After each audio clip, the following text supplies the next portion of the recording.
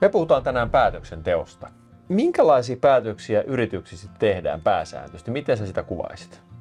No, paljon kun puhutaan päätöksistä, niin monesti tulee esille luottopäätökset. Sehän on niin kuin yksi tämmöinen alue, mutta hirveän paljon tehdään muunkinlaisia päätöksiä. Saattaa olla kysymys asiakkuuden avauksesta, saattaa olla verkkokaupan päätöksistä. Voi olla kysymys myöskin siitä, että minkälaisilla ehdoilla jotain palvelua tarjotaan asiakkaalle. Päätöksiä voi hyvinkin automatisoida, ja automatisoidut päätökset toimii oikeastaan yrityksille ihan kauhean monilla toimialoilla. No, mikä se arvo sitten on? Miten tätä voisi mitata päätöksenteon ja päätösten automatisoinnin arvoa? Ehkä konkreettisin arvo tulee kustannussäästöistä. Eli organisaatiot saavuttaa vuositasolla kymmenen tuhansia euroja säästöjä automatisoinnilla päätöksiä, mutta totta kai sitä arvoa tulee sieltä omien asiakkaiden asiakaskokemuksesta.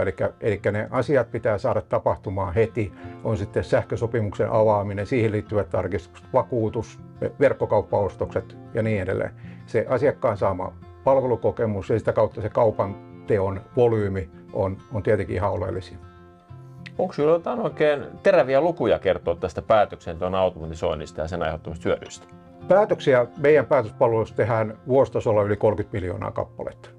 Eli niitä tehdään todella paljon. Ja ne asiakasorganisaatiot, jotka hyödyntää näitä palveluita, on toimialoiltaan ihan laidasta laitaan. Eli on verkkokauppaa, vakuutusta, hotelleja ja niin edelleen. Hyvin monenlaisia tilanteita. Ja tietenkin volyymista riippuen tuhansista kymmeniin tuhansiin euroihin niin saadaan helposti näitä operatiivisia säästöjä asiakkaille.